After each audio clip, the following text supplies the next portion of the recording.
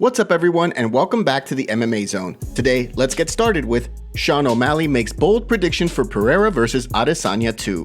With fight week underway for UFC 287, fight fans will soon be treated to another showdown between two of the best strikers in the world.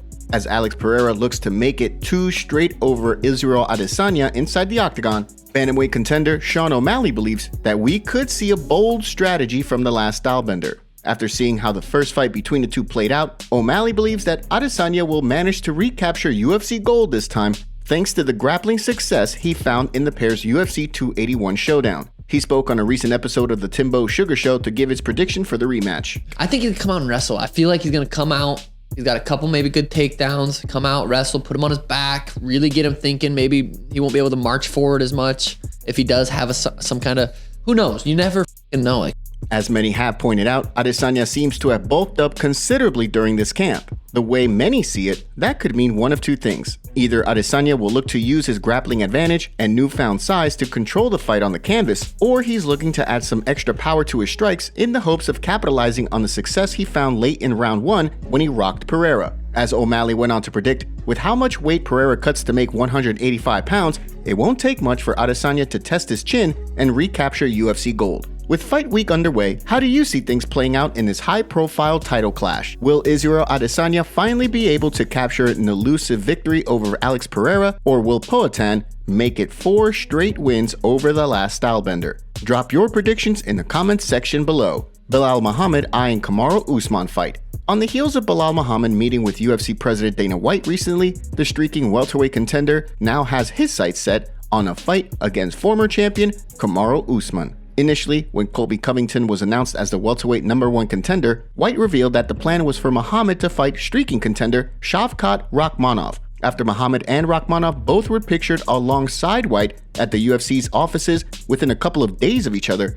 Many assumed it was only a matter of time before a bout was finalized. Belal Muhammad, on the other hand, has his sights set on Kamaru Usman. He spoke in an interview with Jesse on Fire. Kamaru, ex-champion, he beat Kobe twice.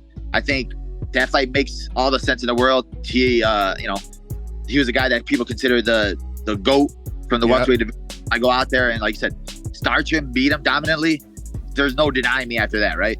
As Muhammad went on to explain, with Usman taking very little damage in his rematch with Leon Edwards, there's no reason that he shouldn't be able to make a quick turnaround this summer. Who do you want to see Muhammad fight? Play matchmaker in the comment section below. Robert Whittaker opens up on potential Khamzat Chimaev scrap. Although former middleweight kingpin Robert Whittaker and Khamzat Chimaev both verbally accepted a fight against one another, the Reaper says he was never actually offered a fight against the undefeated 2-division contender. After his UFC 284 fight with Paulo Costa fell through, Whittaker found himself in a wait-and-see position with the UFC, ahead of the upcoming rematch between Alex Pereira and Israel Adesanya. During a recent YouTube video, Whittaker spoke about his status, as well as a potential Khamzat Chimaev fight.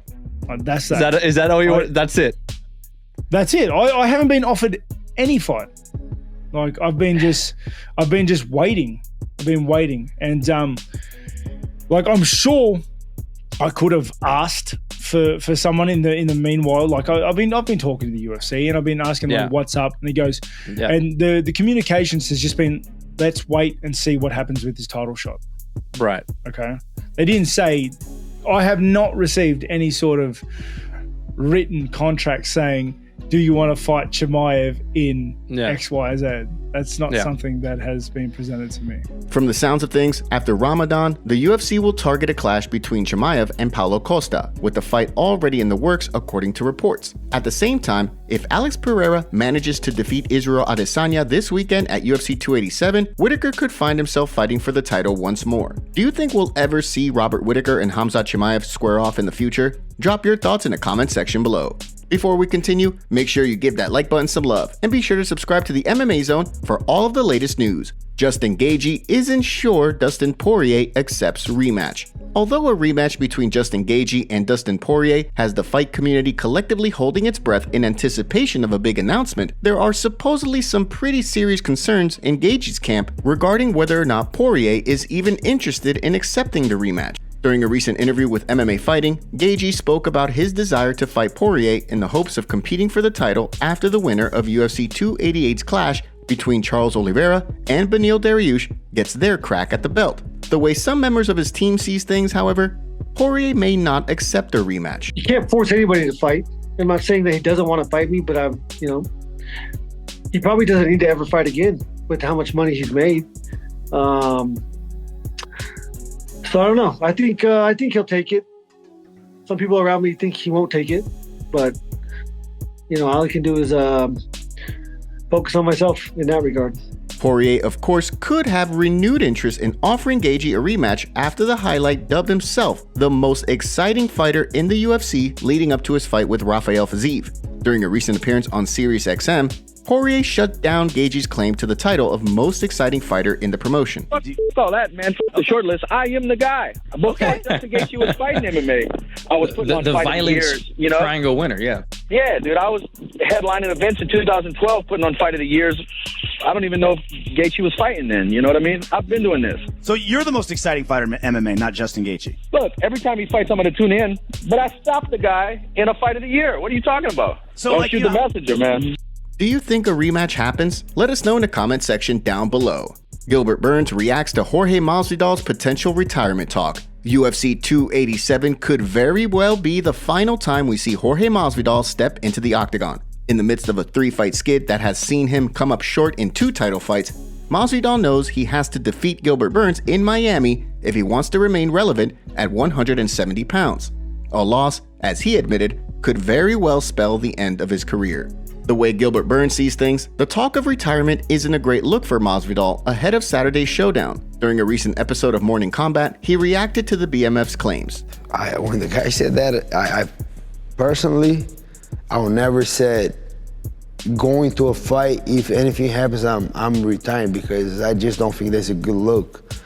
I heard a couple guys saying, if I win and retire, and these guys always lose. So I'm not gonna be that guy that, if whatever happens, happens. But first of all, me personally, I don't like that look in saying, if something happens, I'm retiring. So he's already thinking about it, and I want to remind that on the fight. With fight week underway, who do you think gets the win in Miami? BKFC President thinks Francis Ngannou is being unreasonable. According to BKFC President David Feldman, former UFC heavyweight champion Francis Ngannou is being unrealistic when it comes to what he's asking for in negotiations. During a recent press conference, Feldman opened up on the status of negotiations with the Predator. Francis Ngannou could be, he's someone that we've certainly reached out to. We talked to him, we talked to his team. At this point, we just feel like he's asking for unrealistic money, and we're not willing to pay that kind of money for him. Of course, with Ngannou setting his sights on a massive boxing match against Tyson Fury or Deontay Wilder, it's not entirely surprising that he's asking for more than BKFC is willing to pay, given that standout boxers like Fury and Wilder make tens of millions of dollars per fight. Regardless, Chael Sonnen was quick to go off on Ngannou, referencing an April Fool's post on social media from Tyson Fury, where the heavyweight champion joked that a deal for he and Ngannou to fight has been made official. Francis has changed his whole life. He's got this his whole life is different because he thought he was going to go make up a sport and do it with a guy who's now using it as an April Fool's joke. Whatever has happened here, he's got to get some cold water. He's got to wake up, and he needs to call back his boss. Do you think a fight between Fury and Ngannou ever gets finalized? And now for our breaking news story of the day. We have Jorge Masvidal threatening the UFC and Dana White with a lawsuit over Colby Covington's title fight announcement. Jorge claims that Colby cannot fight in the UFC if he has an alleged brain injury from the altercation they had last year, and that somebody's going to get sued if he does compete. Here's what Jorge had to say. By the way, rephrase Morgan, I currently got 3 felonies because Kobe says I gave him a brain injury, so how the f is he gonna fight for any title is what I want to know, how could you, the UFC's gonna get sued if that guy goes in there and something like that happens, right? Because supposedly, allegedly, as he says I gave him a brain injury. I didn't do it though. There was an altercation at the hotel before UFC 287 between Kevin Holland and Jorge Masvidal. More details will come out later, but for now, we have this footage. You ever been to 909? I was talking this shit wouldn't happen, nigga. 817-909. Y'all try to fuck out.